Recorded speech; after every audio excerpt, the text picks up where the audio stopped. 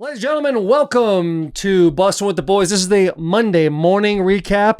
Bussin with the Boys is proudly presented by the one, the only FanDuel Sportsbook, America's #1 sportsbook. Tonight, a Monday Night Football doubleheader. You've got the Jets and the Dolphins. You've got the Bengals and the Broncos. But thanks to FanDuel, you've also got a sweet, sweet profit boost token. FanDuel's hooking up all customers with either one massive 50% profit boost, or you can split it and get two 30% profit boost tokens, so you get to choose your own adventure. So go big with that 50% boost, or play it smart with two separate 30% boosts. Something to put in the back of your head right now. Jamar Chase, anytime touchdown. J.K. Dobbins, anytime touchdown. Bo Nix, over 175 yards passing.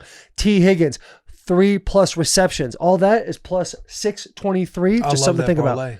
You love it? I love that parlay. You love it. Hit up FanDuel.com/Bussin to either tail our parlay or cook up your play of your own. But whatever you do, make sure to drop one of these profit boost tokens. Big weekend. I almost had a 10-legger hit. Almost. Man, you are so close. I know, dude. I was with you. There's a fun thing we do at Bussin with the Boys, whether it's Saturday, Sunday, Thursday, Monday, whenever there's a football game on. Boys just start putting in the group chat, FanDuel, here, I got this parlay, I don't even look at the parlays. I just hit them, and I put on whatever on it. Responsibly. But I just love to be in the action with my dogs. Yeah, absolutely. And Will had a 10-legger college football. Everything was going according to plan. Literally everything. Until the dogs. Until it wasn't. I know, and I could have, should have, I don't know, cashed out. There's a part where I should have cashed out, and honestly, I was thinking I should hit this cash out. There's no way Georgia's going to get this ball back and move the ball down and score and take the lead. But I held it because honestly, it's like, hey, what if we want Bama to win? Maybe I have to stay on this parlay. Right. If I get out, do all of a sudden Georgia wins, and then I'm kicking myself both ways. Yep. Because I wanted to cash out just so I could be like, I want to cash out. And just vibes, because it's not like I'm going to sit there and be hype in G's face if Georgia comes back and wins. But I could cash out and just go all in on root for Bama to win this game. But if Georgia happened to win and I cashed out, I'd be like, oh, fuck, this is all bad. See, for me, I wanted G to have his time. He had his headphones in. He was there, but he really wasn't there. He was so focused on the game while we're watching Oregon and Penn State. But I'm sitting next to JP. And towards the end of that game, I'm flashing him over the FanDuel hey, this old 10-legger, I kind of need Georgia. I need Georgia to come back in a big way. You'd say it a little loud, and I'd be like, hey. Yeah. Look over at Garrett. Because Garrett's verbally assaulting people on the TV. Yeah. Absolutely murdering. Lucky they were on the other side of the TV. No doubt. He watched the game a little bit differently. I'm on their bumper. Yeah. But Will had himself an L5 S1 C's up during the game, so he went from the front row to the back row, and I keep getting a little kink in my neck looking back at him being like, hey, do we cash out of this thing? Because it is his parlay. So when there's 9 out of 10 legs, I'm kind of letting somebody else drive here, and he goes, I'm staying. I thought, okay, we're staying. The then. back, Last words. I did get nervous when Will moved to the back because you were next to me all game, and then when you went to the back, I was like, you might. I had to move, bro, because I had to stand, my back's spasming again. Yeah, I sit on soft. That should have been a sign. Yeah. I tell you what, I know you heard that fart though. Which one? The whole stream did. But he's smoking out the whole place. Well, apparently it wasn't him. Even me, bro. Allegedly. Fartgate was happening. Prove it. Can we get a big round of applause for everybody on the bus being victorious in college football this week? Their teams going victorious. G, we just talked about Alabama. Mitch, Ohio State won, and you're, our Ohio State fan. Baylor, big win. Tennessee with an overtime win. Gamecocks, just beamer ball. What was that, two defensive touchdowns? Back to back. Just the offense sitting on the sideline being I guess we're just going to win this game no matter what. And then Klump, he's a Tennessee fan. He's a state of Tennessee fan. Yep. Tennessee Volunteers win. Vanderbilt blows out Utah State. Got a little hairy in the first half. Second half, they blew it off. I think, too, a big takeaway from the weekend is you watch both the Big Ten and the heavyweight fights between the Big Ten, the SEC. It's the conference play is wide open. Yeah. You sit there and watch Oregon, Penn State, both good football teams, but still, it's it wasn't lopsided. You look at Illinois take care of USC, and by the way, Illinois that game was closer than what it should have been. Illinois should have won, maybe by a couple scores, the way that they were taking care of the football. But you look at how everything's went down. Alabama is now just they're fully back into the fold, taking down Georgia. Mississippi State giving Tennessee a run for their money. Like everything is wide open. Everything's wide open. I agree with almost everything you said, except for the Oregon Penn State game. That I know it went to double overtime, but I felt like that game was controlled. 99.9% of the game was controlled by the Ducks. Like they just felt like they were moving. First half was pretty boring. They were moving the ball much better. They're converting more often. They seemed very poised at Penn State, and the sky cam view every time it came out of commercial, and you just see that sea of white and that whiteout going on at nighttime. It has got to be the most intense environment in probably all of college football. Yeah, got to be, if not one, 2 to Tennessee maybe. Because Tennessee gets allowed too, but I've only been there for like a noon, 3 o'clock game. And so. Yeah, I guess I view it more from the lens of when I look at the Husker schedule. And Penn State and USC on there, those are both winnable games. Because if there are like 2 big dog players, Oregon going into Penn State on a night game whiteout and getting that W with a young football team, like that speaks volumes. And then also Ohio State going out to Washington and take care of business against them. Because that quarterback was like, the Washington's quarterback has been like number 1 on like all the charts that come out. Big 10 play quarterbacks. Running back's really like good he was too. Supposed to be a stud. Ohio State's defense is for real. And in the first half, it might have been the first half and the first drive of the second half for Washington. They were in the red zone 3 times and only came away with 6 points. They had 2 field goals. Yeah. And then one was either blocked or missed or something like that. So it was a lot closer. They end up pulling away in the end with Jeremiah Smith, dude, running reverts on everybody. Him having a little over. Give him the ball. It literally got the ball at the line of scrimmage and just ran it for 25 yards, no problem. Like that kid is extremely special. Ohio State's legit, dude. That's a legit ball club. Patricia's doing a great job. Ryan Day's doing a good job keeping his boys all dialed in. So it's gonna be a fun one that 3rd week in November, man. That'll be a fun game for sure. Let's talk about, was it Friday night? Virginia FSU double overtime. Fastest rush the field of all time. Like, have we seen an injury report on that wide receiver yet? It sounds like they all made it out. He's cleared. He made it out. He's cleared to play. All right, good. But when that happened, I was legitimately worried. Because again, you'll see like these mosh pits and everything that happened at these concerts where people die, and when they storm the field. Yeah, Astroworld. I saw those videos, and when I see that storming happen, I'm like, they're not even on their feet. And you know, some of these like students are getting a little rowdy, and there's nothing, throw a little bow. There's a lot of people. Maybe no one's gonna see it if I throw a little bow in this kid's chin real quick. So you never know. You never know what's gonna happen. Got the helmet on, that chin's exposed, buddy. As a guy who's been in a lot of football fights, I'm telling you, it's the crank the face mask, and you got a lot of exposure in that throat area. A lot of exposure. Man, I tell you, I hate the fake tough guyness when these fans are on the field and they got their phone out and they're like flipping off the players and quarterback, knowing like nothing's really going to happen. LeGarrette Blunt's out there. You're going to find out what happens. Yeah, we need some LeGarrette Blunts back in this game. We need some Blunts back in the game is what we need, dude. Good composure, though. Yeah. Yeah, literally Mufasa. Yeah. It was Mufasa and the water buffalo, man. I thought that kid was done for. Water buffalo. Now, there was an interesting situation that game, double overtime. Virginia scores, and the coach sends out the PAT. Go out there not knowing in the second overtime, you got to go for 2. The refs sit back and they go, hey, it seems like just a little bit of a mix-up. You guys go ahead and come back out, and they'll put that. Obviously, they have the field goal, but Norvell's over on the other side freaking out because losing his mind. I mean, if you don't know the rules, there should be a penalty for not knowing the rules. And they just reset the game clock. They hit up one of those. Hey, game clock, put it back up, no problem. So is there an issue with Virginia and their head coach not understanding overtime rules? Will.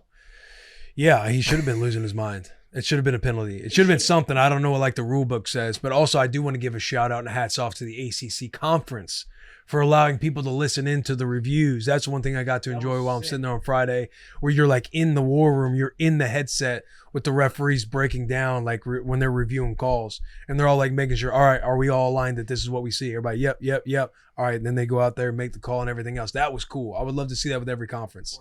Another shout out to the ACC. I don't know how good the conference actually is compared to other conference play, but it might be the most open conference in college football right now. Dude, I think they're all pretty open. Like Big Ten, you got Ohio State and Oregon. Like, until something happens there, what? I mean, Michigan beat Ohio State 4 years in a row, and we got a very favorable schedule up until Ohio State. Ohio State, Michigan, and Oregon at the top of the Big Ten. But I feel like every conference is pretty wide open, even the Big 12, dude. Big 12, ACC, SEC, like teams are beatable, man. We got a huge one coming up this weekend with Vandy and Game day. Alabama. Yeah, man. Like the way Bama, and hats off to the staff. Like we talk about the Bama game for a second, Bama, Georgia. But hats off to that staff. It's like, we're sitting there watching the game. Number one, by the way, I know Hubbard had the effort plays. Number 18, that backer for Bama. That's a good ball player. That's a great ball player. But what I loved about Bama is when something would happen, the coaches kind of running onto the field telling their guys, fuck that, forget about that play. Like a double move that 8 or number 1 for Georgia hit, and Georgia ends up scoring. Coaches immediately run on the field, come back here, and D coordinator, head coach are saying, that's on us, that's on us, that's on me. You love to see that rallying effort. You could tell it's a full team effort coming into Georgia. Like, we're going to win this game. We're going to get hit in the mouth a couple times. There's going to be a couple moments of adversity. The coaching staff, the way that they've bounced back since week 1, I think it speaks volumes for that football team, because Bama's fucking tough. They're back in the fold. Everybody thought they were dead, myself included. Right. Massive red flag. They're 1-5 on their last 6 true road games. Can they actually go in and beat the Georgia Bulldogs? They controlled the clock. They kind of did what they needed to do to win that game. And I feel like watching the staff too, like in any bad moment, DeBoer and the whole staff is out there on the field, come back to the sideline, just minimizing any damage possible, not standing there being like, fuck. It truly was who's that on? All right, next play. That one's done, next play. Yeah. It's really cool too that, it just shows how much of Joes we all are at this point, because we get after week 1, after Florida State, and we sit there and we're like, there's boosters talking about kids are out till 2 a.m. getting Uber Eats, maybe girls are ripping around, those types of things. It seems like they gave them a little bit of a leash and they've taken a mile, as opposed to the Nick Saban era where anything you messed up on, you were critiqued for endlessly. And so we sat there after week 1, you're in the shitter. We're thinking to ourselves, the Crimson Tide are probably dead. Fast forward 4 weeks, essentially a month later, and we're like, my God, they are. If you listen, they could probably they're probably the front runner in the SEC besides Vanderbilt. Which is crazy, but a lot of other undefeated teams. Though. Yeah, Commissioner said it on the locker room this Wednesday. Maybe that loss early helps you figure out your weak points. The course correction. We locked in. We had to give Ty his time to throw. We did, and penalties were a minimum. So. Discipline ball. Just going from Bama's dead. They're probably the front runner of the SEC right now. It's like love to overreact, but also, you said a lot can happen in 4 weeks. Yeah, but like Clump just said, Oklahoma, Mateer, he's got hand surgery. He's out 4 to 6 weeks. LSU, but let's see the team rally. Oklahoma's still undefeated. Vandy's undefeated. I'm saying Missouri, Ole Miss. Alabama. Ole Miss. Alabama just went to Georgia, who had the longest home win streak in college football, and we're never down in the entire game. That's impressive. Where you go, that seems like the team to beat now in the SEC. Obviously, we can get another month, right? Another month goes by, another overreaction happens. But if I'm going to overreact on today after I overreacted on Alabama a month ago, I'm sitting there going, that's the top team in the SEC right now. Lost the team that lost to Virginia. True. Fair point. Virginia might be the best team in the country. But if we're going to overreact, Virginia might be the greatest team in the country. That might be the hardest stadium to play in. Yeah, maybe. Another Clemson assistant coach. G, while we still have you on the mic, you do have a big game coming up this week, Vanderbilt. Cade McConnell hate week number 2. Yeah, Cade McConnell hate week. He's 1-0 in hate weeks with Bussin with the boys. He is. Diego Pavia, 400 yards, accounted for 6 touchdowns. Mm-hmm. How are we feeling? Obviously, this one's going to be personal. I feel like it's going to be one of those, you let them do what they're going to do on the offensive side, and we do what we did against Georgia. As long as we take care of business when we have the ball, it should be business as usual. Bro, you guys, Bama too, just third down. You guys just 9 down for 9 play. at one Yeah. Pretty incredible. Compared to weeks past. Yeah. And so that was the tell last year against Vandy, is they converted on third down, kept us on the field. We got to flip the script. Yeah. Ty Simpson, you have to give him a lot of credit. Will brought this up quite a bit. The fundamentals. Keeps the ball high. Keeps the ball up here. That's where you want it, yeah? Yeah. Sets his feet well, poised in the pocket, keeps the ball up here. Yeah. And delivers a strike. Hey, he has it up tight, will get pulled, but he doesn't have that lapse of that long release. Great fundamentals. Just keeps it forward. Great keeps technique. It moving forward, just like that. Gotta love that. Good ball player. Good ball player. Strong ball player. I text Cade when the game day thing got announced. I was like, bro, game day? That's so sick. He was like, yeah. If you make it down there, make sure you stay the whole time. We tend to clear them out these days. Vandy's on feeling right now. confident, man. Vandy's feeling so, and as they should be. They It was are funny. undefeated. They've been putting up a shitload of points. Yeah, possibly the Where's- team to beat in the SEC. Where is Pavia? Where is Pavia in the Heisman on FanDuel right now? Do we know? Pulling it up now. Because again, 400 yards, 6 touchdowns. I mean, he something about They old got a Pavia, next. man. They got a good stretch of games coming up though. Yeah. Good thing they host He's 8th. LSU and 8th Auburn. right now. I thought Justice Hayes was 8th. Zoom in on it. No, he is not. Oof. Justice Hayes isn't even top 20. Scroll That's up. crazy. Scroll up. Who's at the top? It's amazing what a bye week will do. Dante Moore, Oregon. Yeah, 650. he had a good game out there in Happy Valley. He had a nice game. Oh. Ty Simpson. I High and have tight. a Carson crazy Beck. Bama stat that I think Josh Pate shared. That was the first game of the Kalen DeBoer era where they had less penalties than the other team, which is Oh, good for them. bizarre. Yeah, really turning it around. Discipline. Yeah. Need it this week because the Yeah. Crimson Tide, they're going to be fired up. They're going to want that revenge. Sometimes if it doesn't go your way a little bit, you start getting a little pushy, a little shovey. So I'm glad it's at home. I'll say that. Yeah. Would Come you be more? home. You'd be more nervous. Vanderbilt's selling them out now. They're selling out that stadium now. Might be under construction. You walk around think it's Saturday done. mornings, bro. People repping the Vandy gear. Traffic now. Yeah. Yeah, that is true. They got jerseys in the stands. The one day of the week that there'd be no traffic in Nashville is all like on the weekends, on Saturday, maybe at the first part of Sunday. Yeah. But now it's busy. The People last- love the Vandy football around here. Bucs for a ticket last week. Yeah. The last time Vandy was 5-0 was I think 2008, and they finished the year 7-5. So that's the history they're trying to correct right now. Yeah. God, Tell you what, Coach Ali, man, he's good. he's a dog. Great fan of coach. his. Great coach. Lane Kiffin got it done. He beat LSU, but he did not cover. If you're Ole Miss, do you take that as a loss, Will? Yeah, I think if you're Ole Miss, he kind of has to take the accountability at some point. He told the world take the over. Right. So he has to take some accountability. You at went on least the show, acknowledge looked it. me in the Yeah. face and said LSU's offense is frauds. You were right about that, but you said I'm taking the over because Lane Kiffin took it, so I took it, Yeah. and here we go. Once he tweeted the reply, take the over, it's like, okay, like don't overthink this game. Right. Don't even think about it. Just take the over. Yeah. So he let a lot of people down. He did. And Supposed to be you a know, man of his word. Supposed to be. and again, LSU's been on the fraud list for your boy. It seems like it's starting to finally come together. Whit Weeks got a little nervous, started throwing up right in front of his future father-in-law. Yeah, I saw that. He just started puking. It started puking. It looked like he tried to catch a mouthpiece or something like that, got a handful of his own vomit. Yeah, It's like, buddy, let that hit the ground. You're going to put that mouthpiece back in your mouth? When you know that his hand just smells like shit now because of all the throw up that he just got all over it. Yeah. Chunky, too. I mean, pregame meal. Pregame meal is tough to settle on game day, Getting man. the jitters out. Yeah. Lane probably had him over night before. Yeah, he gave him a little Inside pillow, something to job. drink. Classic wedding crashers move. Eyedroppers in the glass. Everyone sat down for prayer. Lane looked over. Hit a Great to couple have right you, there. Weeks. Great to have you Yeah. over. Should we bow our head in prayer? Got his ass.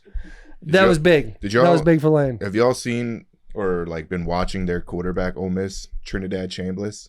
Stud. D2 national. He was a D2 player, had no offers, went to Ferris State, D2 national champion, transferred to an SEC school, and is now like top 3 in the Heisman voting. Like rushed for 300 or threw for 300 yards and rushed for 100. I think damn near in like back-to-back games. Like he's a stud. And he was the backup at the start of the season. Yeah. Starter gets hurt. He's been in there. I don't know if this is true or not, but is the starter like healthy now? And they're just like, hey, this is our guy. Yeah, I think Josh was saying on the locker room that like if you have 2 quarterbacks, you have none. But like for Ole Miss, like no, you have 2 quarterbacks because both guys are studs. Studs. I think the other guy's like Austin Simmons. He's a lefty and like he can run and he can fucking zip it lefty. Man. Sherm had a great stat earlier about how college football is pretty much won in the portal now, and them saying that about what was the stat?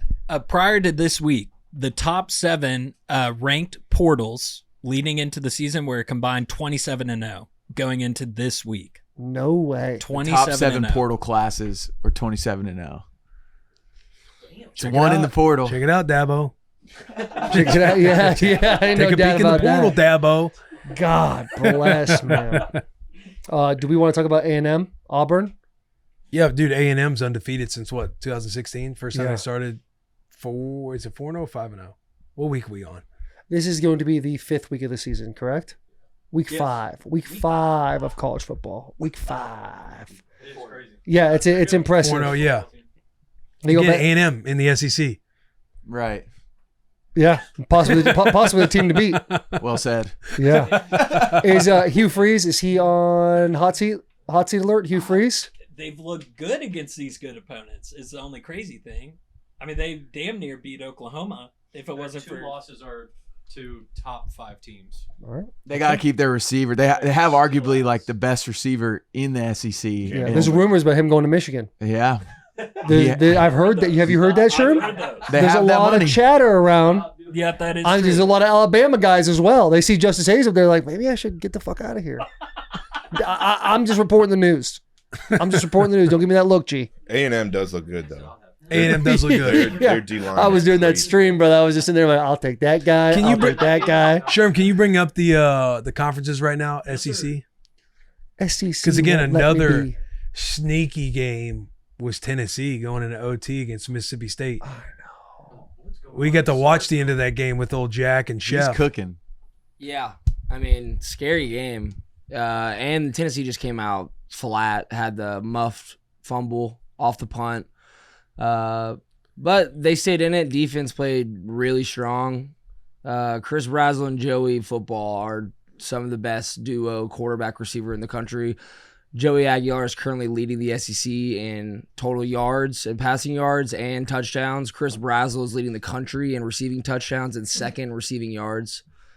He's very much in the running for the Belindikoff, which is promising. But, yeah, when you go down to Starkville, unranked Mississippi State, their best win of the season is ASU, which they were, like 24 or something when they beat them 20.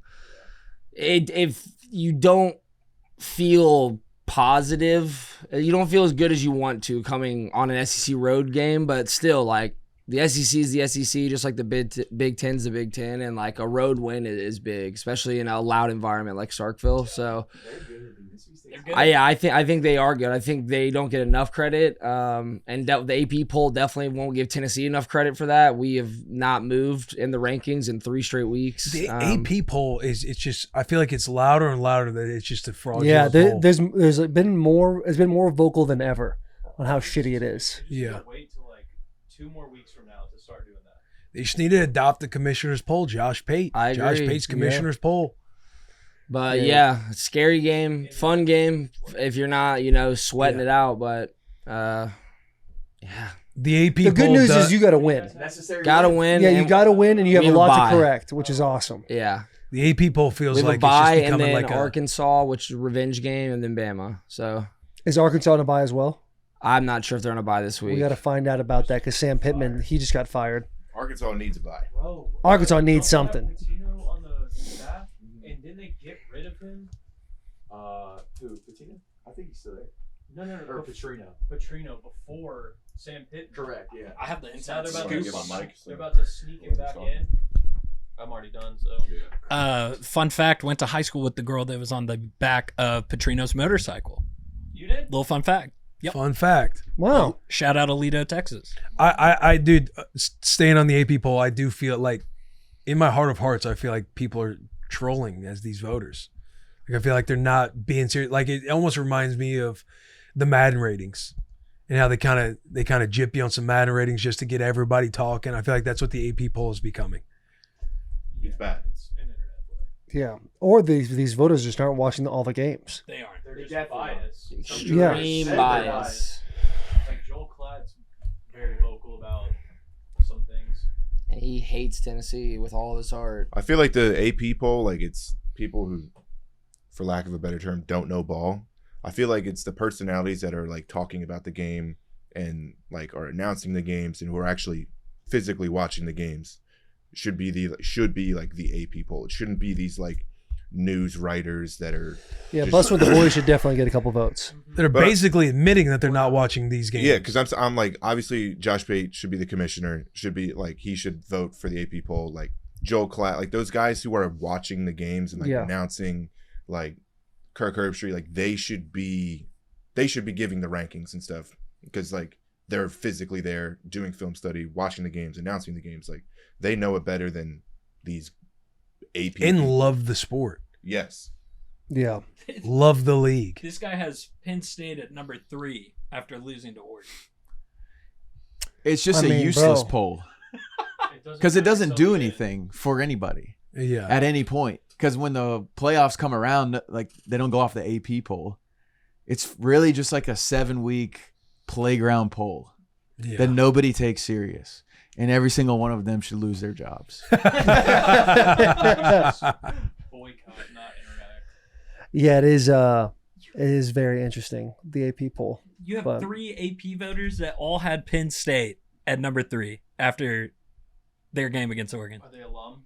None of them are alum. I can't wait till the CFP stuff starts coming out, bro. Like the playoff stuff. Bracketology about to be crazy. Yeah, we're in a great year. I love It's where a college great football's year at for right college now. football. Yes, there's no doubt about it. Also, let's give a round of applause to Illinois. Got absolutely smacked versus Indiana. Comes in, everyone's talking about USC. They got an amazing. Their quarterback's incredible. The running back's awesome. They got this Lemon kid out here who's like probably a top 10 pick. And like, oh, they're going to roll all over them. And Illinois was able to do anything they wanted the entire game. They owned the line of scrimmage. Luke Altmaier, he was throwing for it. He was running for it. He was doing everything he possibly needed. The score, I mean, obviously came down to a last-second field goal. But Brett Bielema and that team looked like Wisconsin, an old Brett Bielema Wisconsin team. So shout out to them, man. Seems like USC might also be on fraud alert right now. Could be, or they could have just traveled to the Midwest and just got punched in the mouth. Maybe. Hopefully they're Playing a frauds. pissed off team too. Yeah. Yeah, No doubt. You think after a score like that and watching, I went back and watched Illinois, Indiana, and it wasn't like a lot of bounces didn't go their way. Like they just got the shit kicked out of them for like 60 whole minutes. So you watch 'cause that and you they're- think it's over. yeah. Because there was one toward the end of the game where Illinois is going in to score. They fumble the ball in the end zone. USC gets in that kind of, it's USC's alive. They could still win this football game. And then even, in the middle 8, the last 4 of the first half, first 4 of the second half, like Illinois, I think was in position to go 21-10 going into halftime and getting the ball, but a turnover happened, or I forget exactly what happened to where USC then goes down, gets in the end zone to make it closer than it was. Like again, Illinois was. If you're watching that game from start to finish, like Illinois was clearly the better football team on that day. On that day, the Illini came out swinging. Do we before we go to NFL, do we feel like the Notre Dame Fighting Irish might be back on track? Oh, yeah. They got to it win feels out that way. though. They had to win out, and they also have to have the rest of like the other teams they play work for them a little bit. Right. Because you lose those 2 games to Miami and Texas A&M. And the Texas A&M teams. game is so tough because they probably should have won that game. That last second play, there was a holding that didn't get called. Yeah. But CJ Carr Yeah, the strides seems like he's making. doing it. Jeremiah Love, like he's like what 4 touchdowns, 158 yards total. Is that your 2 rushing, Heisman 2 pick? That was my receiving. Heisman pick. I thought it was dead last week. Here we are this week. I feel like I'm in a good spot. Every week, Jeremiah Love, Heisman guy to beat. October's when football starts. Spooktober is when Yeah. football starts, and we are here, boys. God, we're fucking here. Which, by the way, I'm wearing the merch right now. G, once again, crushed it. BWTB.com. Got this hat. Got this shirt. Do you want to show some of the stuff? Sure. Before we get to NFL? Yeah, just give me a minute. Oh, you know what? Hey, Will's got it back. This, I'll go the ahead. spasms Yeah. could come at any moment. I got you, buddy. I got you. All right. Let's take a peek ski at some of these things we got here for this is a nice one right here. Go and read that one out, Willie. Gridiron Graveyard. Got a little skeleton holding the football. The final down. Bussin with the boys. Got the little bus in the back. Got some electricity going around. I like this shirt. This is a great beautiful. looking shirt. If you're listening on audio, don't even just go to BWTB. You'll be able to see it. Incredible stuff. Next one on the list, a fun one for everybody. Little callback. This one says nothing, just chilling, killing. Ooh. In white, got the orange font on it for those who are just listening to this podcast. Very Great looking nice. shirt. This is how you Very embrace nice. the spook. Another one. If you don't like it in white, we got it in black. Black and orange. The colors of Spooktober. Yes, that one says nothing, just chilling, killing in orange font on a black tee. And this is it. If you're looking for a cute ass Spooktober shirt, this is little your for the cute ass dads. Spooktober shirt of the week right here. Yeah, you got a father pup with his little baby pup, and the little baby pup, he's wearing a little ghost costume, and he's holding a little pumpkin. What are those called? Little pumpkin bowls Jack-o'-lantern. for the candy. Yeah. He's Trick or holding a little treat, candy. jack-o'-lantern. He's holding a little pumpkin candy carrier. There you go. For the dads underneath, they're out with the moon shining, little half moon. Yeah, Very nice, Yes. very Crescent moon. Crescent moon. Crescent moon. Yes. Very nice. So new Spooktober stuff. That stuff is coming out Wednesday, if you're wondering. Wednesday. I'm assuming 10 a.m.? It's always 10 a.m. Central Time. Always. I got a cough. Hold on. All right. We feel good, boys? You want to read some ads? Before we go to NFL, we just got to shout out a little bit of Big 12 talk. Rocco backed. Iowa State beating the brakes off of Arizona. Them coming up to visit. Yeah. Cincinnati. Maybe the team to beat. Maybe the team to beat in the Big 12. Don't know who called that, but he's sitting on this bus. Cincinnati looking tough. Look tough. Big win over Kansas. Who else in the old Big 12 right now? Arizona State. Arizona State, Big they win. look good. Sam Levitt, dude, he was out there hitting circle button on everybody. Couple of spin moves, dicing them up a little bit. Looked real nice. Utah. Back on track. Utah smacked West Virginia. West Virginia might be They did, dead. but again, Texas Tech. Texas Tech. Smacked Utah. Rich Rodriguez, West Yeah. Virginia. Houston's 4-0. He was my coach at Michigan. Houston We'll sneaky forget that. 4-0. Don't know. We'll say Houston Don't forget that Rich sneaky Rodriguez is my 4-0. coach. You know the quarterback for Houston is that Connor Wegman guy. He's like, let me get my shoe back, bro. That's right. You remember old Shoeback Wegman? Oh, we remember a shoeback Wegman. He's hot right now. He got that shoe back. He got it back. He got that shoe back. All right. Potty break for some ads. Potty break for some ads. All right, let's talk about Form Energy for a second. Form Energy delivers best-in-class taste with natural flavors and zero sugar. Form Energy has natural caffeine derived from green tea. Form, it comes in a variety of flavors. Talk about Screamin' Freedom. That's Rocket Pop inspired. Grape Smash, Blue Blitz, Orange Fury. Perfect for those who put in the work. You want to get your shoe back? Pop a Form Energy. Yeah, that's how you get your shoe back right there. Form Energy. We do the work. This episode is also brought to you by Liquid IV. This show is sponsored by Liquid IV.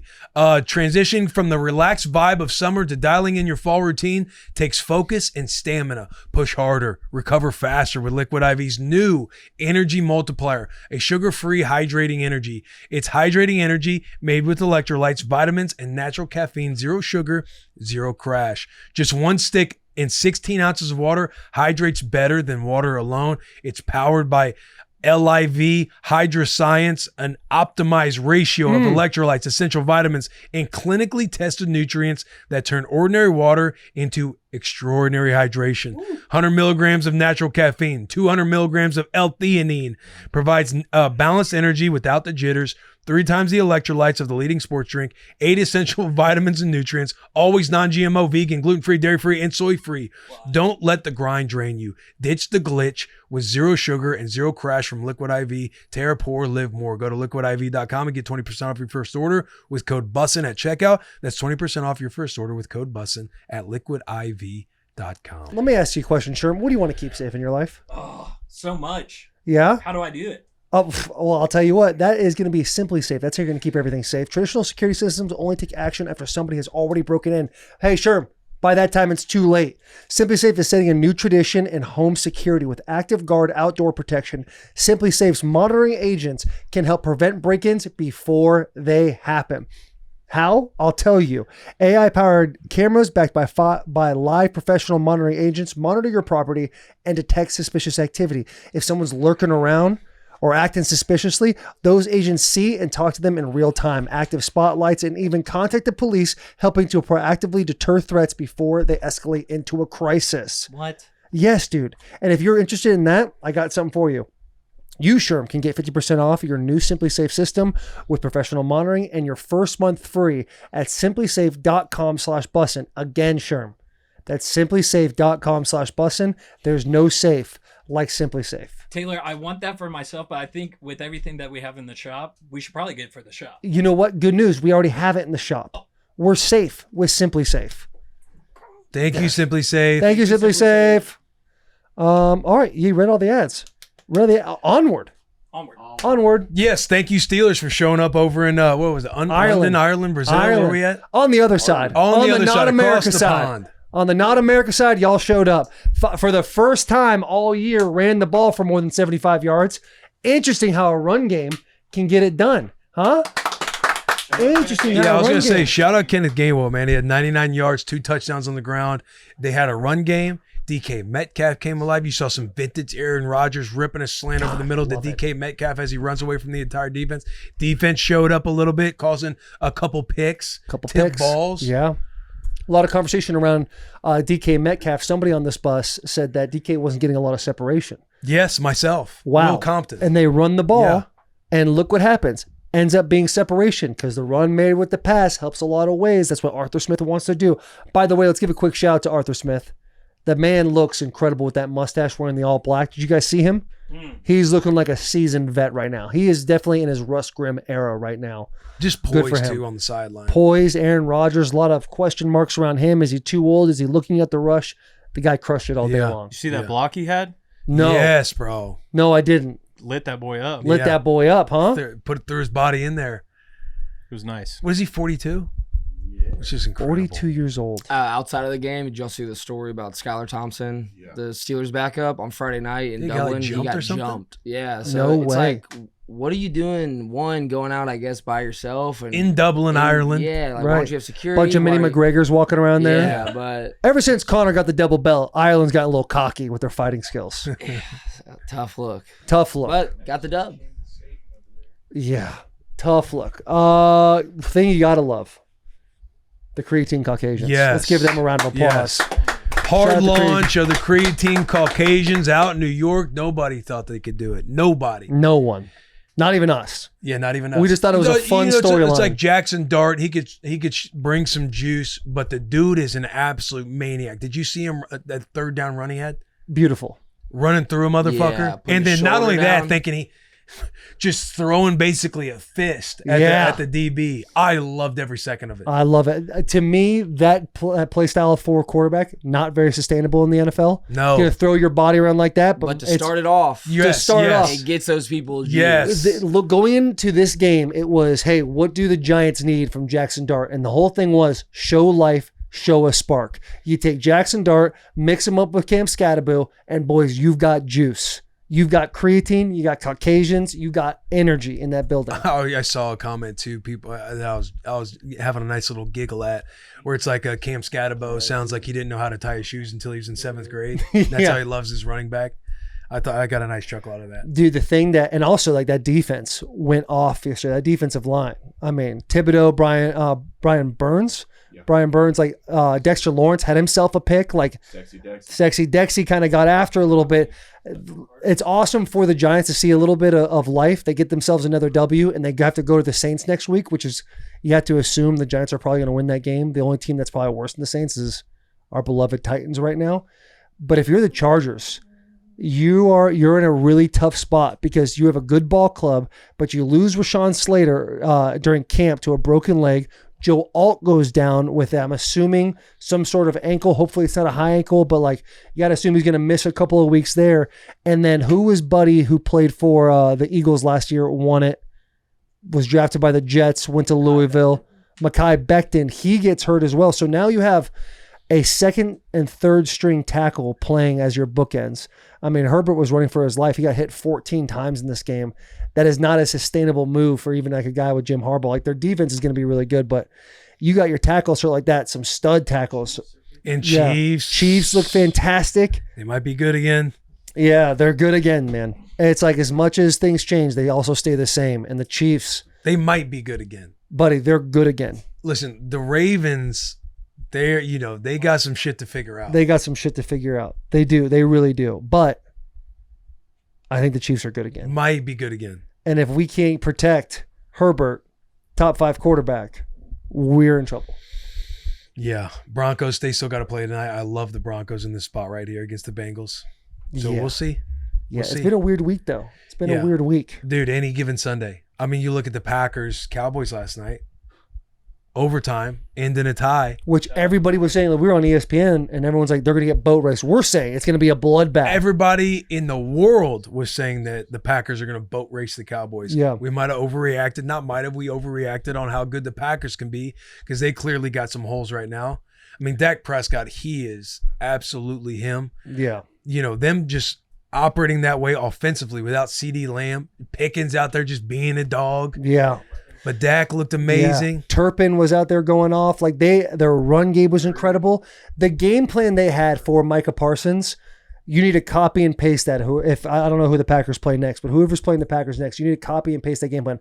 Running away from Parsons, hitting with the sift. When you had to throw the ball, you're rolling away a little bit, you're chipping, you're sliding towards him. I mean, the guy had very little success during the game. He ends up getting a sack that would have been a go-ahead touchdown. Yeah. And it's kind of like, yeah, I think we overreacted on the Packers a little bit after week 1. And it's like you look at the NFC North and it's like, oh, the Lions. I mean, they're just killing everybody right now. And it's like, they just needed a week. They showed you that week 1 didn't matter. Yeah, they showed you. And it's like, give credit to Eberflus a little bit. They still got a 40 burger put on them. But Cowboys defense still sucks. Cowboys defense still sucks. However, you see the effort in them disguising a couple of blitzes here and there. They mixed in a little bit more man.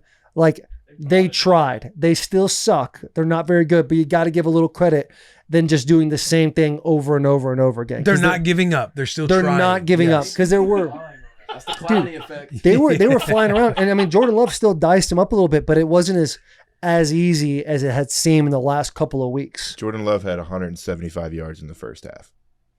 Like I said, it wasn't as easy as we thought it was going to be. And Dak Prescott, like, that had to be one of Dak Prescott's best games of his life. I don't know. I don't care about what the stats are. If the stats He's just match a baller, that, bro. He's a fucking baller.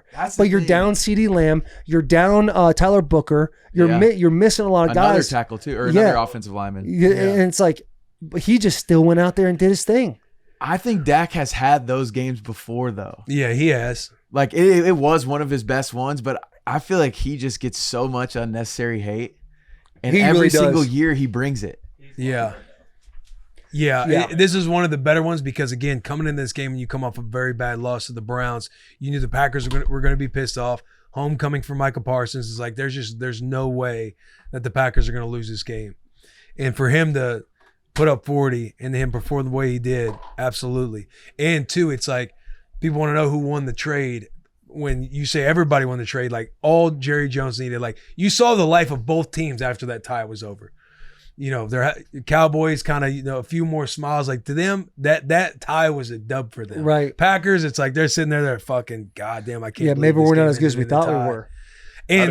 And Micah, he had that one sack, but it was kind of like a chase tackle on Dak. But for that to happen, that to go down that way, Jerry's like, I think he even said after the game, it's like he made a comment on paying Dak over Micah. You see tonight, Dak Prescott, he's indispensable. Micah, not so much. It was something like that. I'm paraphrasing, but it was something like that. You see the promo before the game that they rolled, like the thing with Jerry Jones. He's like, I want the best for Micah. He's a great guy. Like, we have a great relationship. It's like a one-on-one interview.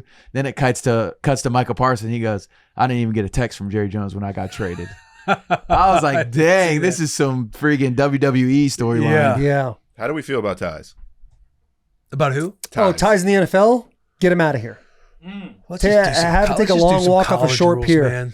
Let's just see a shitload. Like, I want to see that game be like 65-62. Yeah. Like, score until you can't anymore. Let's Keep get it to going. some college football rules. College football rules, or just start them at the 50. Like, hey, the red zone's a little too easy. It's going to skew a bunch of stats, and everyone's so good in the NFL. Like, okay, start them at the 50. So you're, for the most part, going to walk away with points, especially with these kickers are kicking it nowadays. Yeah, they're making those at the right. That's like a 60-something yarder. And make it college rules after that. Yeah. Like, put them on the 50. You score 3. Okay, touchdown wins it. 3 gets you another overtime. Shut the clock off. Start going for 2. Right. Is tying the most embarrassing result? Yeah. Not if you're the Cowboys. I think that is the best result you could have asked for. I don't think. I mean, they could have obviously won that game, but no one ever thought the Cowboys were even going to stand a chance, especially when it's, they score a touchdown, they end up blocking a kick and getting 2 points off of it. But at some point, like the first half, we're like, oh, they're about to run away with it. We were all right. Here we go. And if you're the Cowboys getting that tie, it's like, they got to feel good. Yeah. A tie is just a weird headspace. It's like, you didn't lose, you didn't win. You don't What know we how to doing out act. You here? don't know how. You don't know how to feel. Go back to that last tier talk you had. It's like a waste of a game. You just did all of that effort. You had all of those hits put on you for what? Yeah, my brain doesn't work well enough to understand like how ties affect standings and stuff like that. I think it's so dumb. It's dumb. We got to move on. Put them on the 50. college rules. This one's from Kyle Green, KG0720. Hashtag TierTalk. If Jerry gets a deal done with Micah, it's arguable the Cowboys are 4-0, a 4-0 team to start this early NFL season. That's false, Kyle. That is very false, Kyle. That defense is so bad. I know Micah's a stud, but One pass rusher's not gonna. yeah, You don't end up. You're not 4-0 with Go You this. saw look at the Myles way- Garrett. Yeah. Yeah. exactly. You saw Schottenheimer, the way he was able to game plan Micah. Like, teams can't do that. You can get one guy and say, all right, we're done with him. Look at the Raiders. I mean, name another guy on the Raiders defense besides Max Crosby. Max Crosby was a man on a mission the first half of the game. Dude, They're the playing tip, against the tip, and then the pick. Oh, Yeah. it's I mean, awesome. Max is incredible.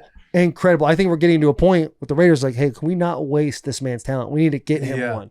We got to get him one because there's too many picks, too many fumbles, so much on the offensive side of the ball. Shout out Ashton Genty. Shout out Ashton Genty. Coming out party. Coming out 3 party. touchdowns. Back to his old 158 yards. stance. Yeah. The old Looking stance is all good. he needed. I was gonna say some are saying he's back to his stance and now he's He's back. back to Genty. It's kind of the Will Compton stance, right?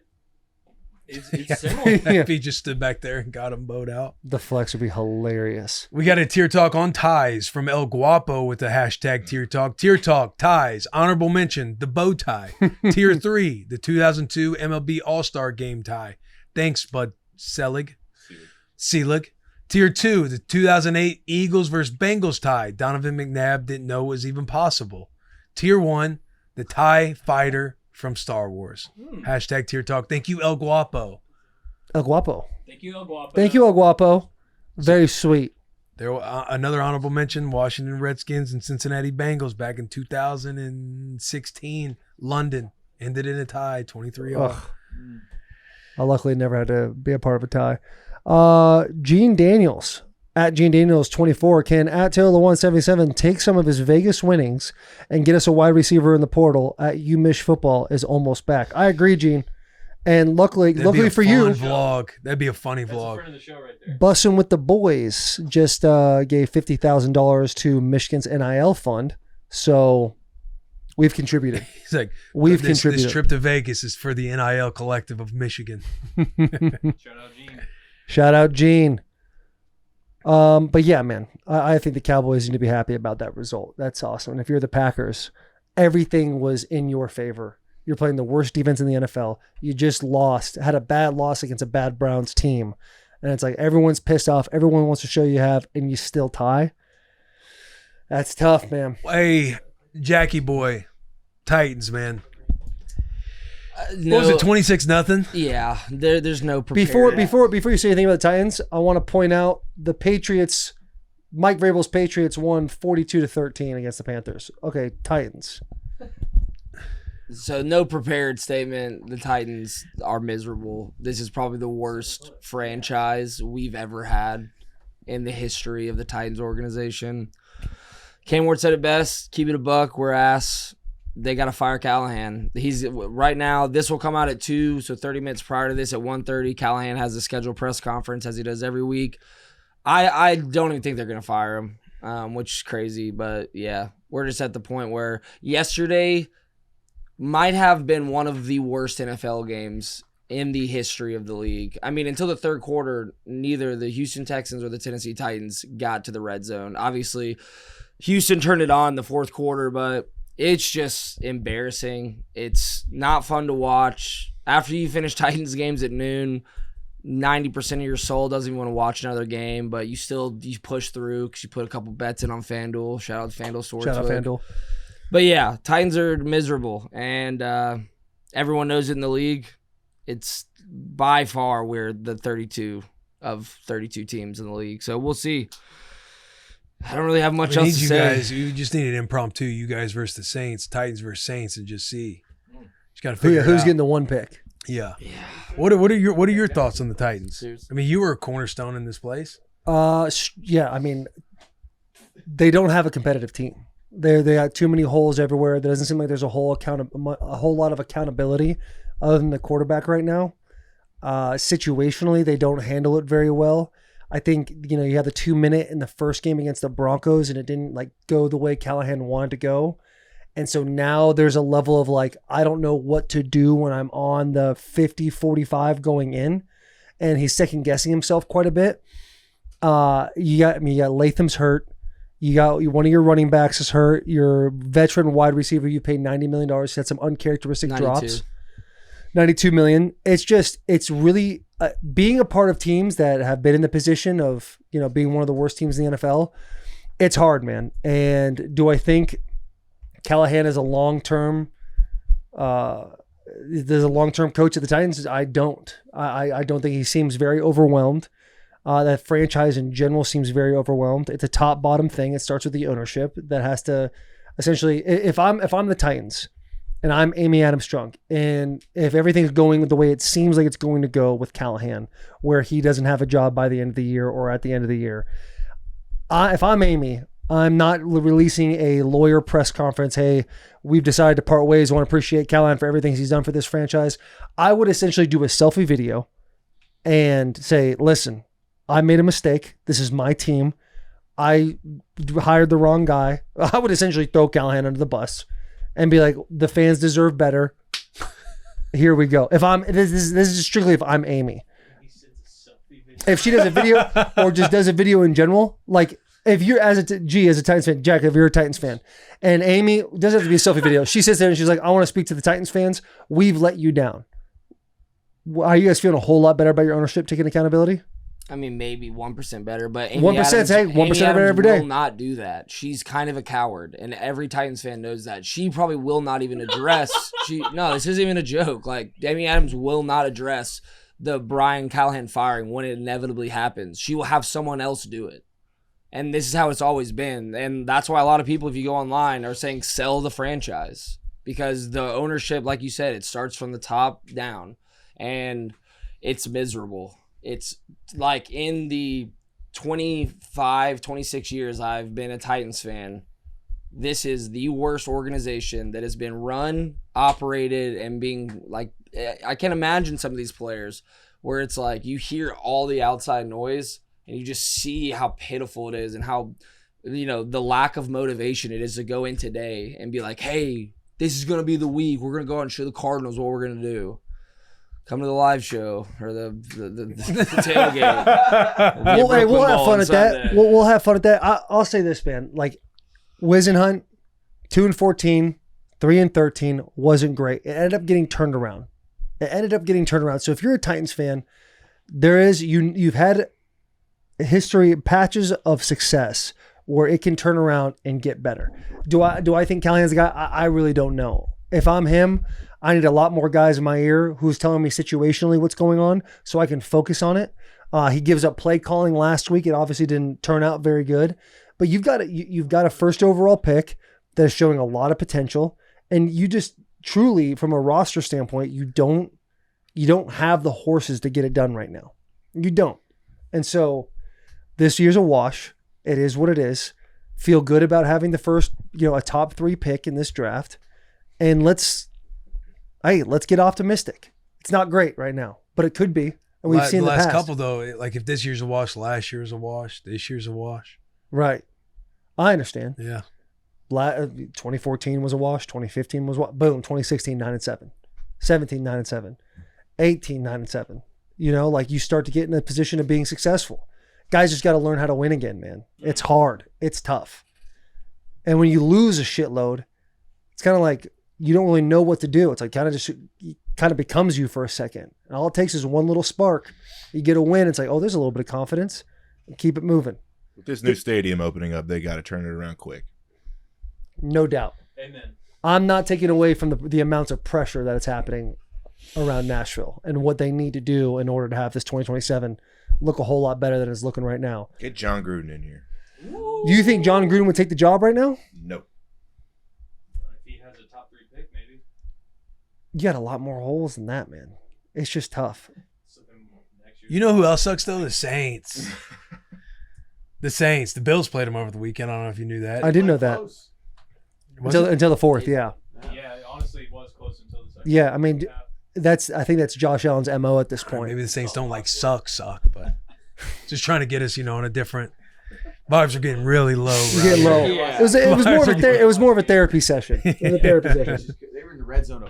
Saints were in the red zone a bunch. They just could never get the touchdown. But it was close up until halfway through the fourth quarter.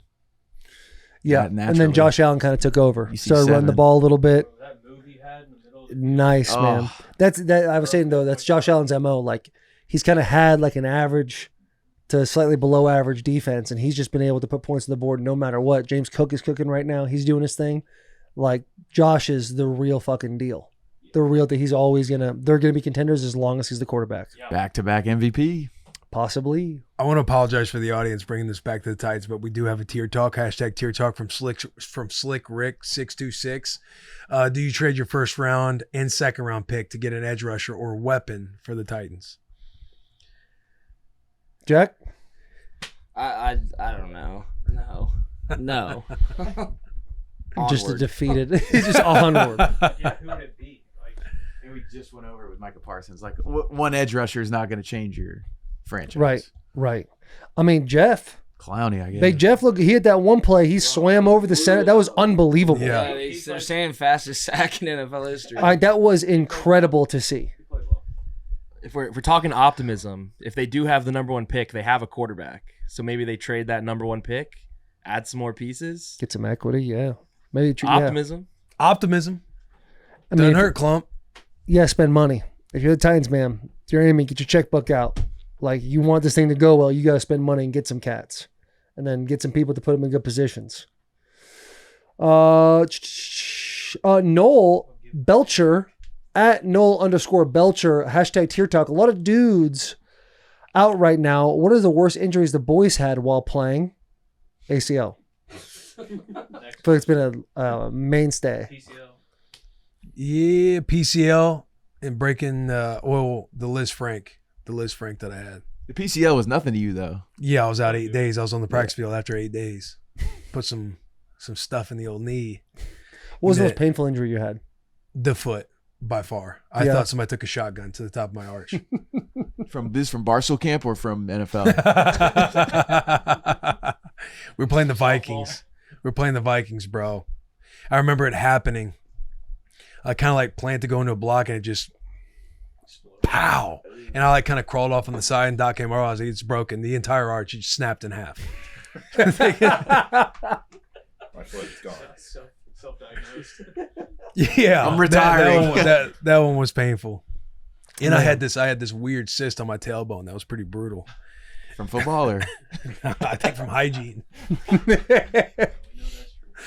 The docs would be in there trying to pop and stuff, and that shit would be so painful. They'd have to numb it, so they had to put like, whether it's like lidocaine, but even the needle like going up underneath to try and numb it. Oh my god! Is that the one that's bro. like? Is that one that's like right above like your butt crack kind of? Yeah. I got him I got videos on my phone of it. Yeah, that's so like my girlfriend's in PA school. That's kind of you get that from kind of being dirty. It's more because I have a lot of hair on my ass. You know this. Showering with me. I have a lot of hair on my ass. So You got my hairy hair ass, would he get does. in. That's what it is. It's like it's essentially just an Ingrown hairs. ingrown hair that's just like got infected. Yeah. and just from kind of being dirty. Yeah. Maybe you did shower. What do you Bro, know? that My ass low- crack is dirty. That low back pinch is horrible. Bro. That's kind of gross, man. Yeah. Trust me. They I didn't smell want it. terrible, apparently. Too. Yes, dude. Really? Oh yeah. All the shit that comes out of that thing. You got a video for Pus and real? shit. Yeah. I gotta see that video. Not one that's like where it like opens up and everything else, but one where basically all the trainers were all like laughing and stuff because it's like another visit I have to do where they're trying to pop. I'm like, I need you guys to fucking pop this thing.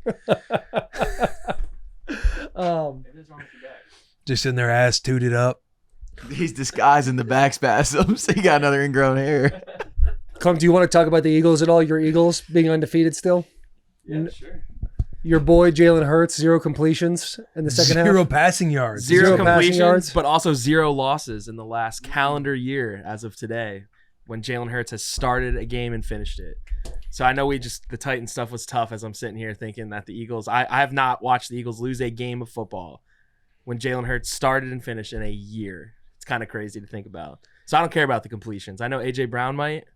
Yeah, it always feels like death, taxes, Eagles being undefeated, and AJ Brown cryptic tweet coming out. Cryptic tweet coming out. Yeah, I mean, he had 9 targets and only 2 catches for Dude, 7 yards. look, until the Eagles lose, like there's no they're winners, bro. It's like hats off to Sirianni. He's a bona fide head coach right now. Like Yeah. I don't know. Like there's times where I'm like, man, this team, they don't have it's not like they move the ball that well on offense, but then they do it the right times. Like they win. They're 4-0. I have no fucking clue. I put out a thought last night to where it's like they just seem like this puzzle that you can't figure out, and there's nothing to figure out or dissect until they lose. Yeah. It kind of reminds you of like the Chiefs last year a little bit, how they just, no matter what, they just win.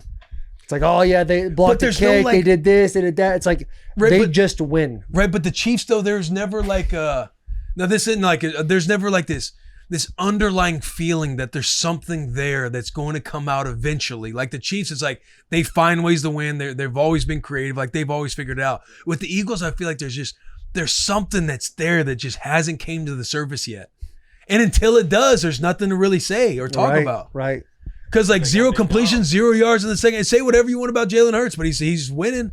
Yeah, he's winning. They got creative with the tush push. Like what, 2 touchdowns on some fake tush pushes? I think that was first reported that was going to happen on the locker room. We talked about that this week. Yeah. I was like, okay, now that you have an unstoppable play, add a wrinkle to it.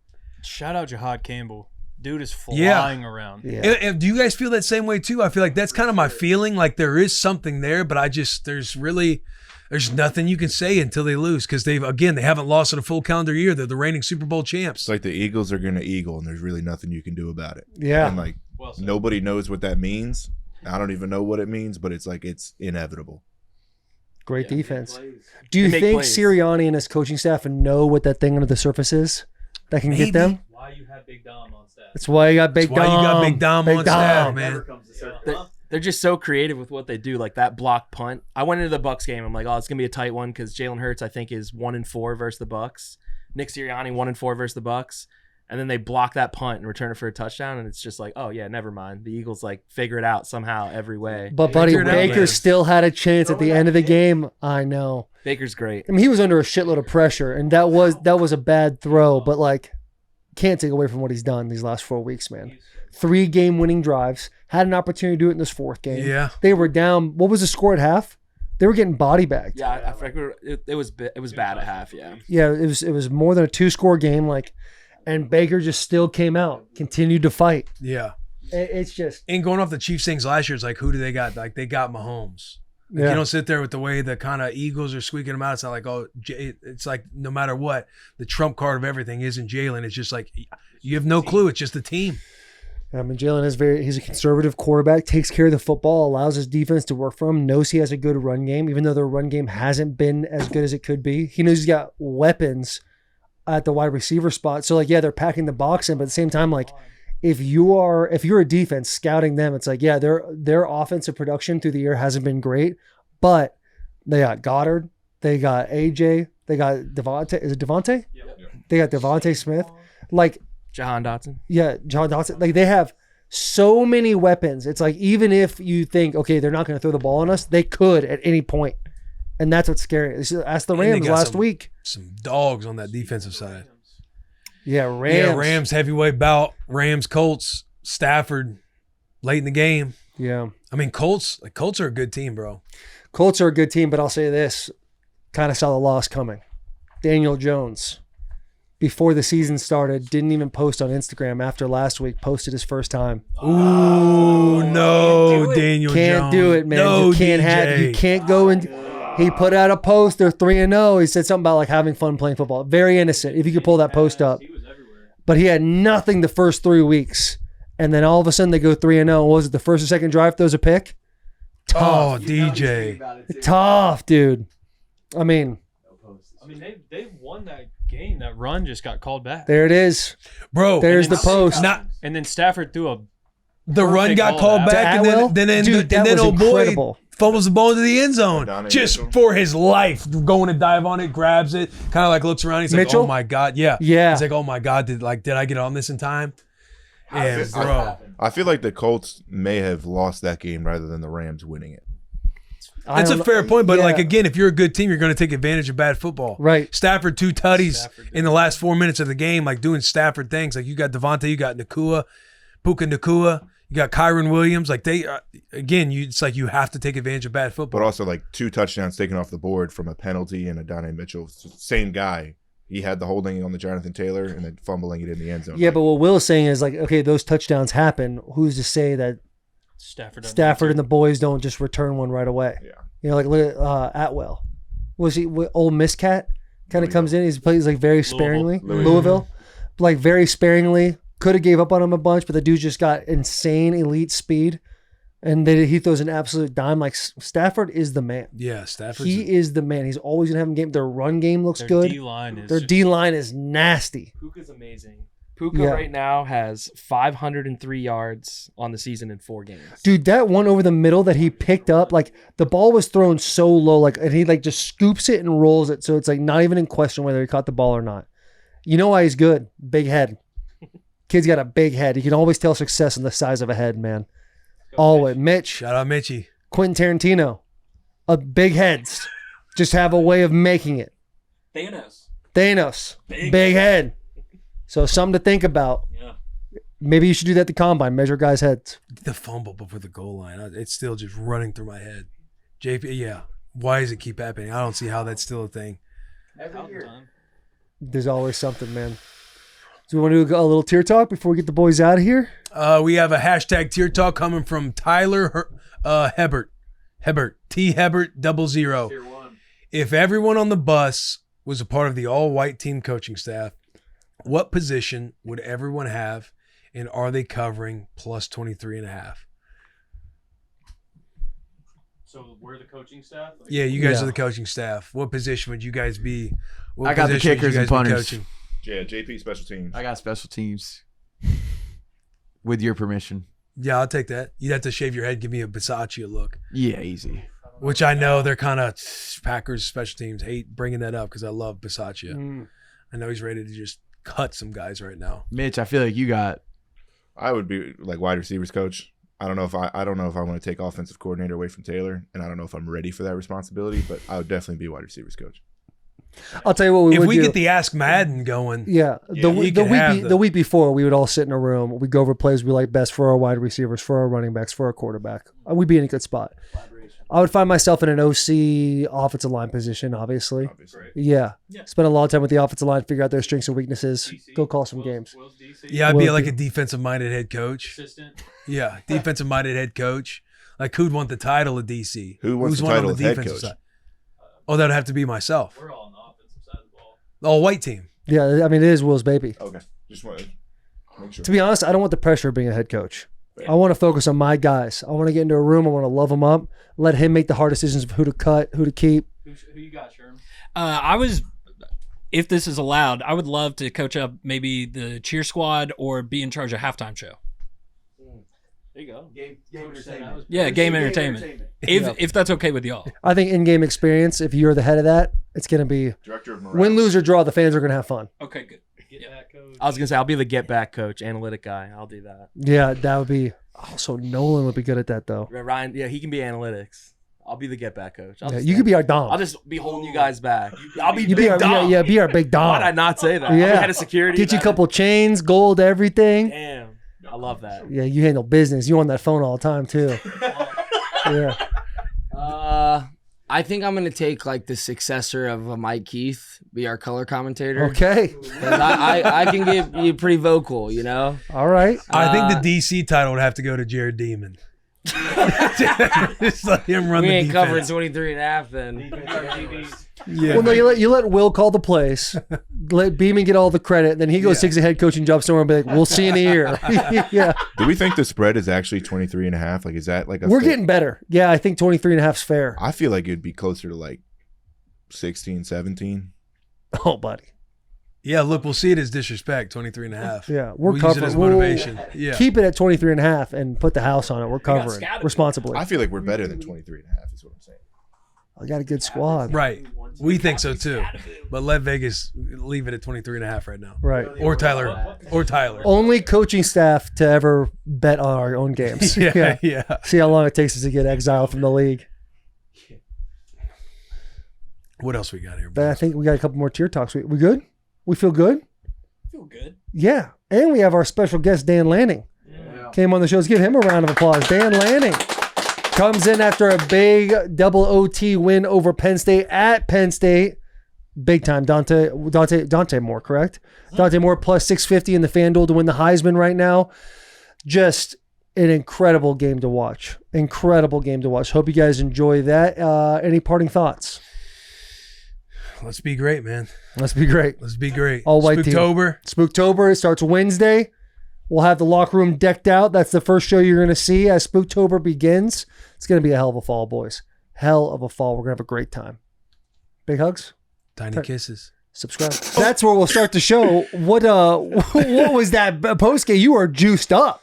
Yeah, I was about to. You know what it's like after a game. You're about to cry. You're about to scream. You're just like jacked. And I probably had like 50 Zins at the time. You know, and hell yeah, no free shout outs to Zen. No free shout outs to Zen. But you're scrolling the timeline. You see, you see the clips of Coach Lanning. You see the cocaine clip. You see Coach Lanning just letting out a primal yell and just like during the whole thing. He had all the emotions going on. I mean, we're no different, right? Like you can't play anymore. This is the closest you can get to playing. Yeah. That's what it felt. That's what those moments feel like. Like it's like that's how close you get to touching it. You know, dude. You held what was it? You held Penn State to 6 points in the first 50 minutes of the game. Will's back seizing up. We're good. Keep going. All right. Talk to me about the defensive play to get the white boy getting over in the zone defense to pick that thing off. Like, take me through that play call, all that stuff, because I know you're a defensive-minded coach, and it was awesome to see, man. Like, everybody at the bus in the stream on Saturday night we're all rolling for the dub. Especially when they had some life there in the second half. I know, because it was momentum, and you kind of quieted the crowd, and all of a sudden, we're going to overtime. They're right in that game. So take me through that defensive call. We're in hell. Again, you know, they had some success and we'd hold them all game, but we felt like they found something. They found a place to get extra hats and we didn't have a great answer. I just remember flipping over to defense and saying, hey, look, you guys got to come up with something to come out of this play. And we got like, let's look at our Rolodex. What do we have? What do we not run? And then we have to have a plan for the score route, which is the route they ran there at the very, very end. So we need something that stops both. Right. And we ran a call we hadn't ran all game. But we had practiced for this game. We had created really for those two plays. And we'd been talking about that route, you know, all game and hadn't seen it. And we get out there and they give us a personnel that we're like, that's different than the personnel group we've ran this against in practice. But all right, let's give it a shot. And I thought Tosh, the defensive staff did an unbelievable job of saying like, no, we went through everything. Like this is the way that we can stop both plays. And they ran it and Dylan makes an unbelievable interception. If he wasn't there, Aaron Flowers was right there to play cleanup. You know, we had a pressure on the quarterback. You cut out there at the very end. I think he's back with us. I see him kind of back. He's back. He's back. There is. I want to ask this question because as a player, and if you have a really good head coach, they set a good story for how the week's going to go, for how the game's going to go, and there's a philosophy or an analogy you live by. You were alluding to it in the presser after the game. Death by 1,000 cuts. Cut after cut after cut, and at the very end, you're going to hit him with one last cut, and it's going to be at the jugular. Was there a part of you that thought that jugular shot was when you went up 17-3 versus in OT when that interception happened? No, so because you started giving them they're done. Yeah, so like throughout the game, you'll see our players doing it. Like we're all, hey, that's a cut. And I said, eventually, guys, we're going to hit a couple arteries and we're going to hit a couple jugulars. And I was telling them that was an artery. Like that's an artery. We got an artery, but like it ain't done. Like let's keep chopping. But I didn't know that was going to be something that went public. I guess. I mean, I should assume everything goes public now. But, especially with you. The emotion you play with the cameras always like, hey, we're gonna hit cuts, and eventually we're gonna hit a couple arteries and. Yeah, we hit one there, but it obviously wasn't enough. Like, unbelievable job by Penn State. Like, that team's a really good team. That's a hard place to play. That, like, driving up that tailgate, I haven't really seen much like that. That was really impressive. What was it like playing at the whiteout night game? And again, like hats off to you, the staff, and even the players too. You have a young, very talented team, and like a question mark going into it is there's going to be a lot of firsts for a lot of these guys traveling across the country and going into a place like Penn State to play against that team. Like, what was that experience like? Your kids handled it well. Talk us through that. You always talk about trying to create chaos in practice, you know, before you get to the game. And that's hard to replicate. Like, if I could have shipped in 100,000 fans to our practices this week, I would have. You couldn't do that. I talked to Urban Meyer before, and he talked about how there's really like hot spots in the game. It's going to be third down. It's going to be down when you're down by their student section. It's going to be the first play of the game. It's going to be every punt. So we carried around a lot of these turtle boxes, and like we had our speakers going, we had our sideline speakers going, we had our stadium speakers going, and then behind every huddle we had like 15 turtle boxes up on our guys, and we're just holding them over. And we did it, certain periods of practice. We call this period, hot spot period. We do it on punt, So I was really proud to walk out of the game. Our offensive line didn't have a single false start. Like that's a great example of the preparation paying off, and our guys handled that really well. We had 2 false starts, but it was actually from our tight ends. So I thought those guys handled the moment really, really well. Yeah, it seems like you guys weren't phased at all by the noise during the game. Now, you had one running back in particular, and it happens to be that he's a Missouri running back. Illinois. East St. Louis, I believe. The one who got me, right? The one who got you. He ends up going off against Oregon. Is it Jay Harris? Is that who I'm talking about? Is that who the guy is? It's actually De'Aaron Hill had but they're both from St. Louis. Jay and De'Aaron. But Hill. Now, De'Aaron went to high school at Althoff Catholic, which is in Illinois, but he's lived in both. He's been Missouri and been in Illinois both. And Hill's the one that broke off Will Compton. Is that correct? That's Jay. Jay broke off Will. And Jay himself. Right? But you could pick a player on our team. They could have broke off Will. Well, I was going to say, while we're watching the stream, everyone in the stream's like, that's the guy that got Will. That's the guy that got Will. Would you say like Jay's confidence getting that 12-yard touchdown, did that come from spring when he went into Will Compton? 9-year vet. A lot of our guys, after we went against an NFL player in practice and we were able to give him the business, I think a lot of our guys gained a lot of confidence that day. So, a lot of the credit belongs to Will, what he was able to do for our team in that moment. That's exactly what I was looking for. If there's one thing that Will Compton loves, it's taking credit for other people's success. But if people want to say he loves it, man. He loves every time Washington or the Raiders when he's like, if it wasn't for me, this would have never happened. Hey, Lanning will tell you, us Missouri linebackers, man, we just got a weird chip on our shoulder at all times. That's right. Yeah. You talked about your offensive line a little bit, and one of your offensive linemen, Harvey, who I had the opportunity to work out with in the spring game or spring practice, he has himself a little personal foul. Hits him with the old classic, guys walking behind him. You tap the heel, it hits the other foot, and he turns around. He's like, hey, he hit me in the face. Do you yell at him during that game, and then after that kind of watch the playback and laugh about it because you guys got the W? Why I'm pissed is because I yelled at him 2 series before. I'm like, hey, man, whistle to whistle, right? Like, he goes, am I doing too much? I'm like, you're doing too much. Chill. Like, take a deep breath. Yeah. And then 2 series later, he gets that. He's like, damn it. Like, I know it.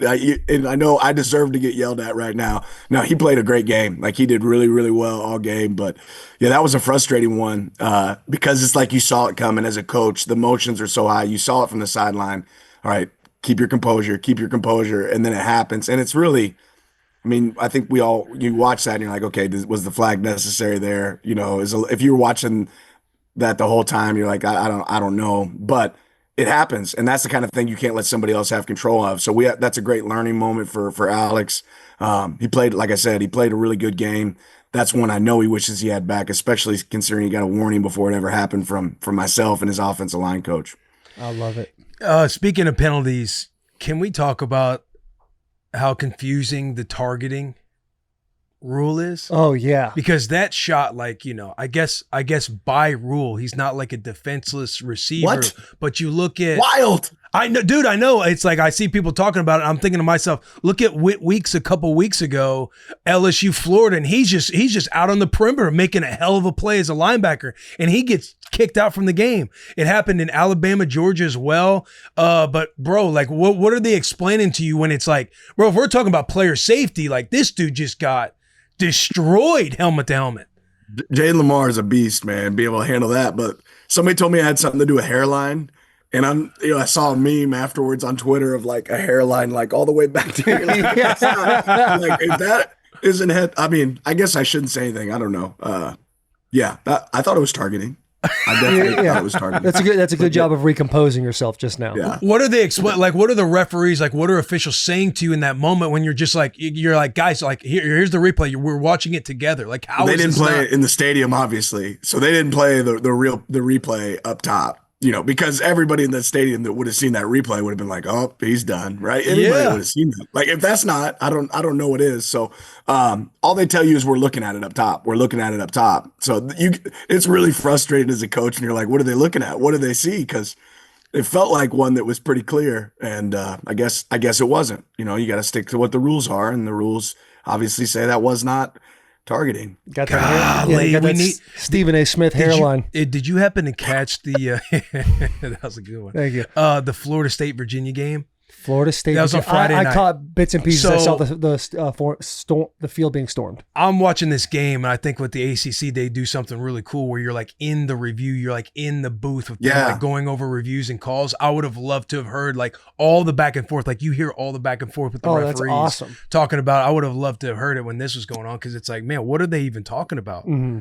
This Do you kid's think this is hypothetical and funny? Do you think they like went to the booth and then like, hey, nobody's in the booth.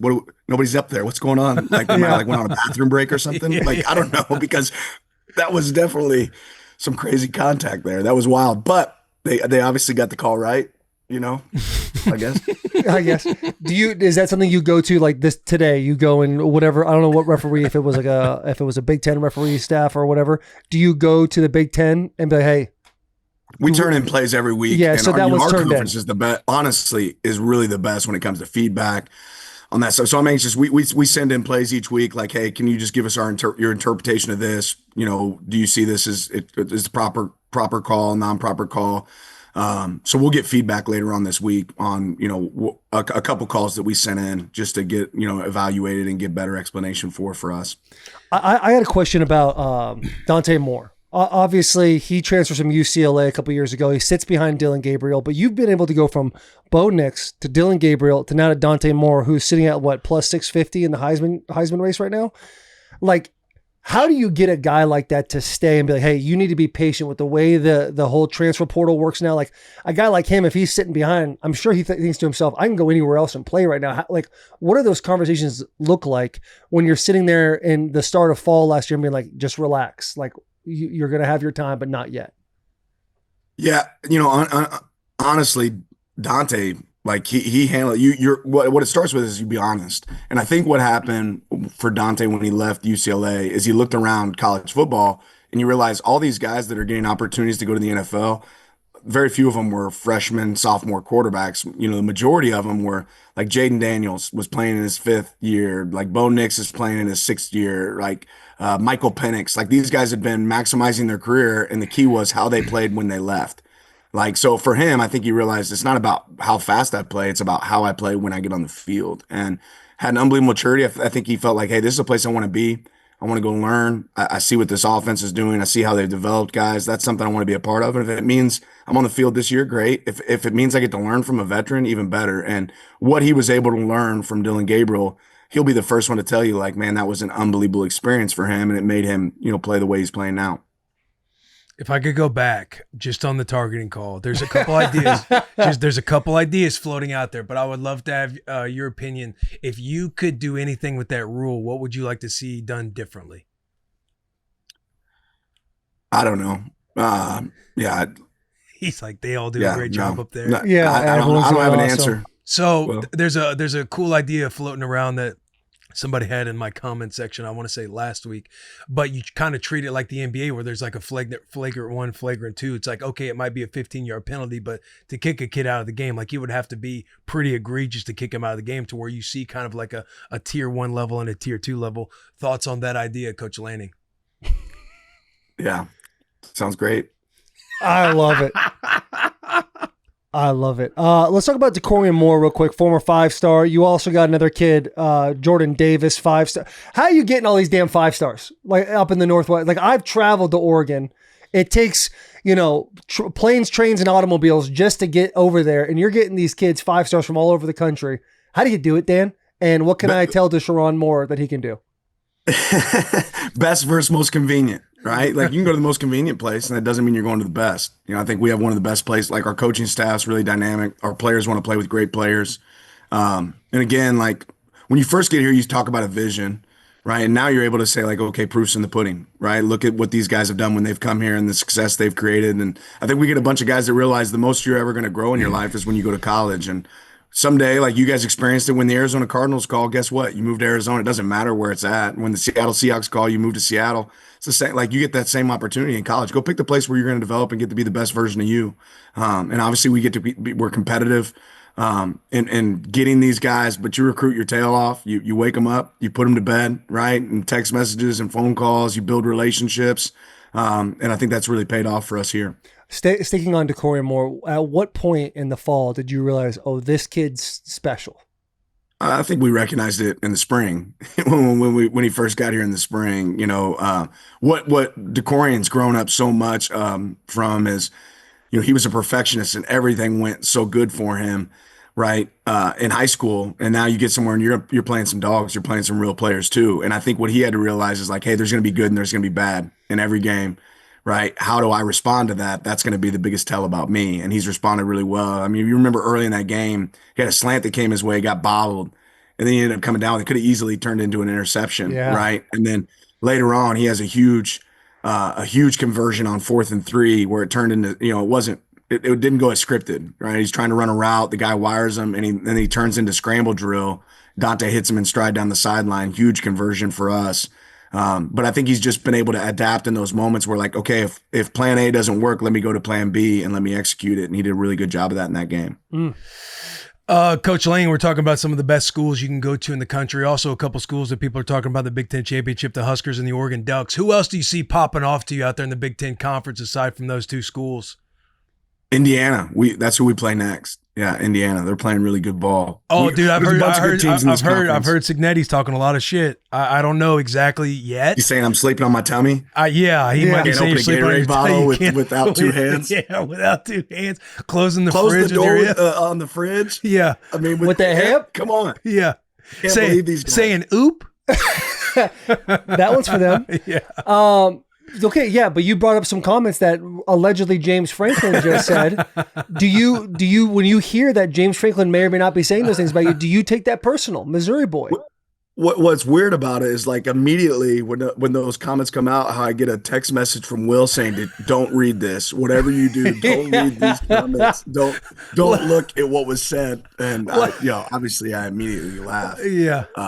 Last week I sent him the clip and I said, please tell your PR team to not let you see this clip. He direct messages it to me and says, please make sure they know you shouldn't watch this clip. Had to get your piss hot though, knowing James is talking like that, huh? Oh man, he's a great coach. And that the part that is rough, is you walk in, you guys saw it like I saw it. At the end of that game, either team could have won that game. Right, you're like this far away from it going either way, and he has an unbelievable team. He coached them really well. We had some success obviously in the third quarter, and then the fourth they make this unbelievable comeback.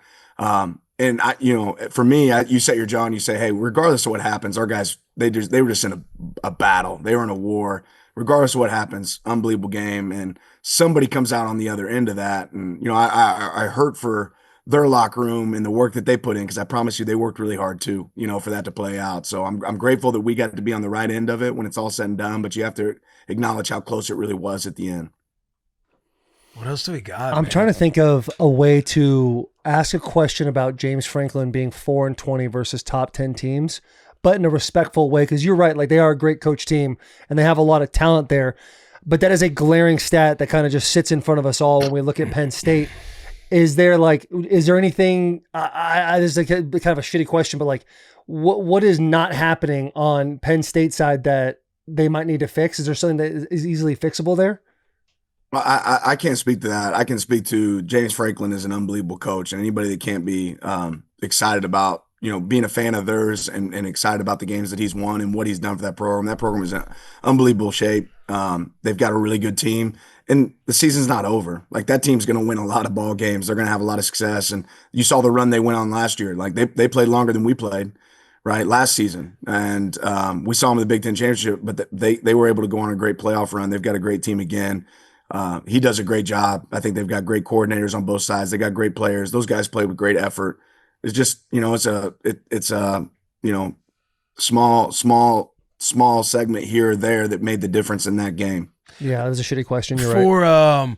For as a head coach though, like compartmentalizing, is it pretty easy to compartmentalize like these shadows that kind of chase you, whether it's a record versus an AP poll or a record on the road or record against like these rival opponents? Like, is that a real thing as a head coach in your mind, and is it easy to compartmentalize, or is it? You know what I mean? Like, are you acknowledging those things like with yourself or with the team, or is it pretty easy to find an analogy or philosophy to lean on, or what usually goes through a head coach's mind, like when there are some like glaring things like of a shadow when you're at a school? Well, I mean, that exists everywhere. And, for me, it'll be until we win the big one, right? That's they'll say the same thing about me. And what I think you figure out really quick as a head coach is like, who cares? Who cares what anybody else thinks? Like, you can't worry about the opinions of others. What you got to ask yourself is, did I learn every lesson I could have learned in that moment?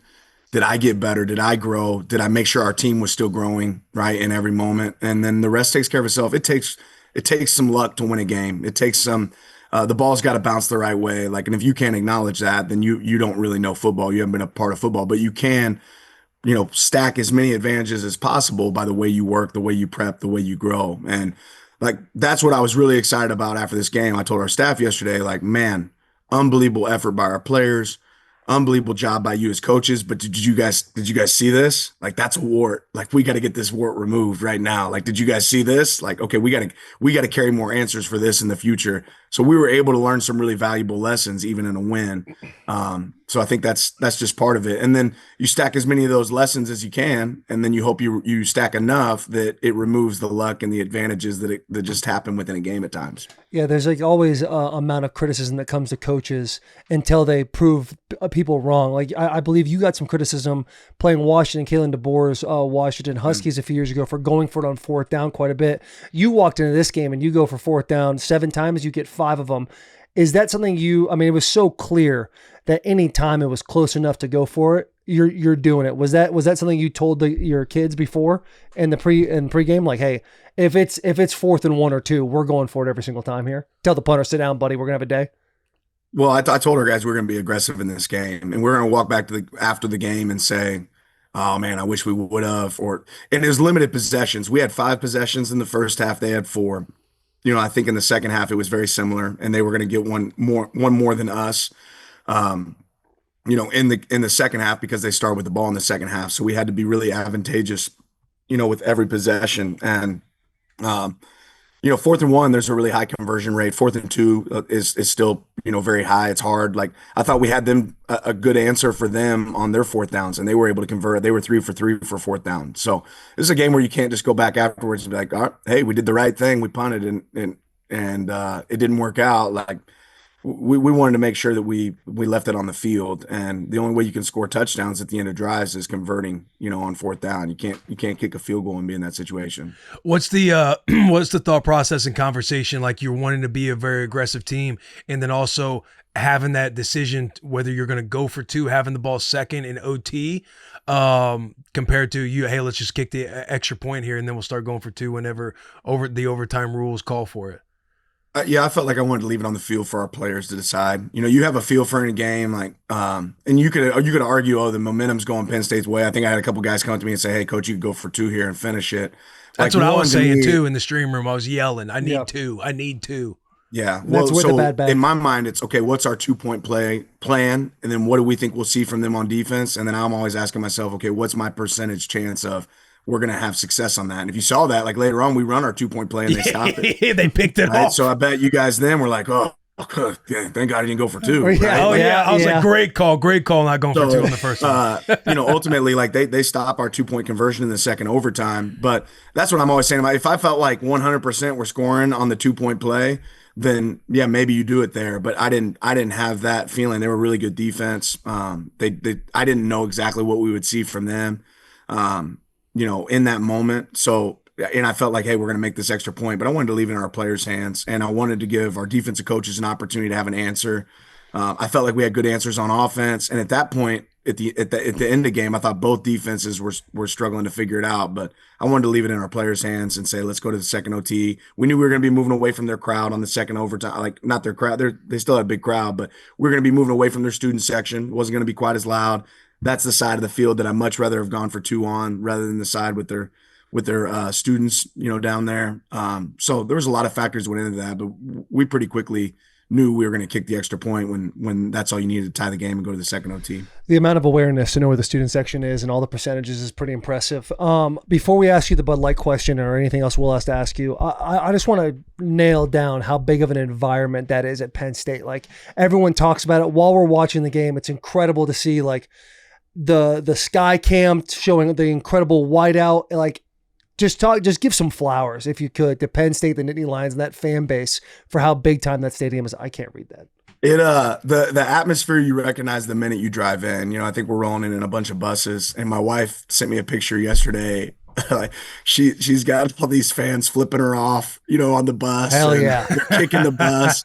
Like, you don't know what kind of fuel that is for you know, a visiting team, how fun that is to be a part of. Like, as you're going in and people are banging on your bus, and you're driving through 5 minutes of RVs and tailgates.